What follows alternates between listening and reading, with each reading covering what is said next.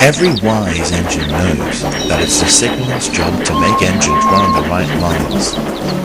However, if something goes wrong, this can cause disruption to the railway, as of course James once remembered when there were no signals.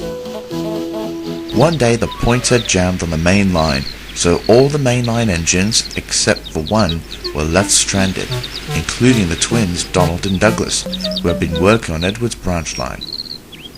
Only Gordon's Express was running as normal.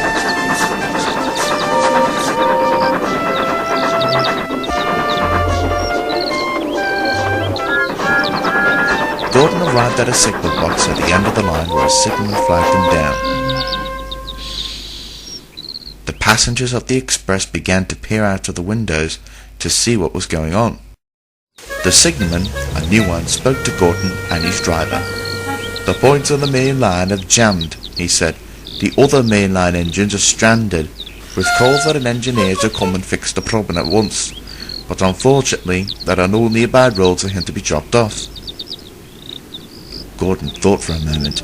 "Maybe I could go and collect him," he suggested. "Not with the express you can't," said his driver. "You know it's dangerous to go backwards with a heavy train." "You can leave your coaches down the line," said the signalman, "and take the first set of points to Thomas's branch." "Isn't that a wise idea?" said a voice from nearby. It was of course Thomas.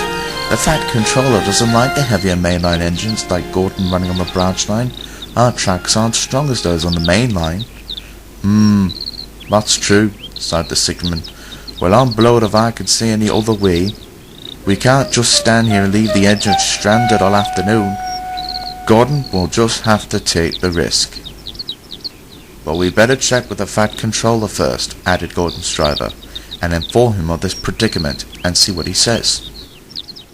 So the signalman telephoned the Fat Controller, who was just having one of his cream buns when he got the call. "Well, if that's the only solution you have, then Gordon will just have to take the risk," the Fat Controller decided at last.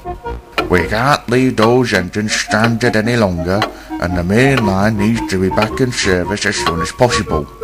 Send for a workstation to take the express on." When the signalman returned, he explained to Gordon's driver what to do.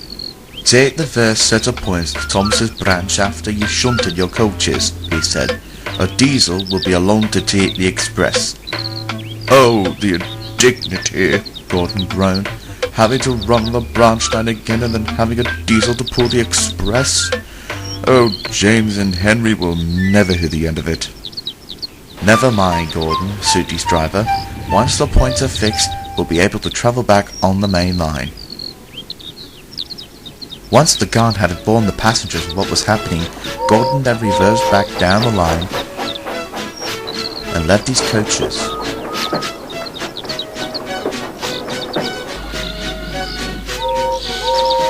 When the points were switched, he steamed over to Thomas's branch line. When the points were set back again, he headed off to collect the engineer. "Steady, Gordon," cautioned his driver as they travelled slowly along. But then there was trouble. "Oh no," groaned Gordon's fireman. "Out of the way," huffed Gordon fiercely. "I've got an engineer to collect." "You can't get past," said Douglas. "I can only go back as far as Wellsworth Station, and then Donald is in the way." "Oh no," cried Gordon. "Now what do we do?" The station master came out to see what was the matter. He was surprised to see Gordon. Then he, the two drivers, the two firemen, and the two engines tried to sort things out. "Okay, it isn't your problem," said Douglas at last. "Listen, I'll go back to the next station and inform Donald of the situation," he began. "Then Donald can collect the engineer, transfer him over to me at Wellsworth, and then I can bring yon engineer back here." "I got it," said the station master. "Then once here, Gordon then take the engineer on back to the signal box at the end of the line." "Aye, exactly," finished Douglas. So Douglas puffed back to Wellsworth Station where he found Donald and told him the plan. "Aye, what a grand plan, Dougie," chuffed Donald. Then Donald puffed back to Marin Station to collect the engineer. Bertie had just arrived at the engineer, who was standing on the platform as Donald arrived. The engineer then climbed aboard and Donald headed back to Wellsworth.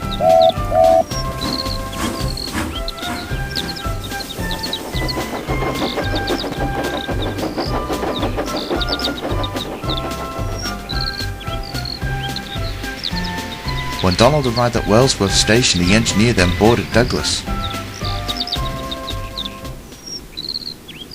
Douglas then took the engineer back to Abbey Station where Gordon was waiting.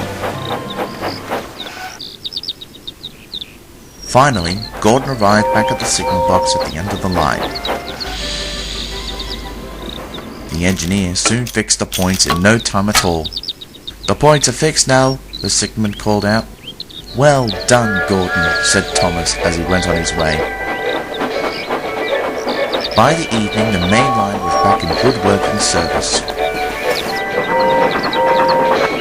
When the Fat Controller had heard about the outcome of the predicament, he was very pleased and went with Gordon to praise the twins.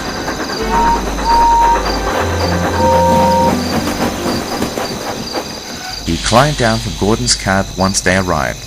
"I said it before about my engines and I'll say it again," he told them. "There can be no doubt about it that Donald and Douglas are both really clever engines." "Indeed, sir," agreed Gordon. "These Scots certainly are clever. I don't know what we'd do without them." "Okay," replied the twins happily.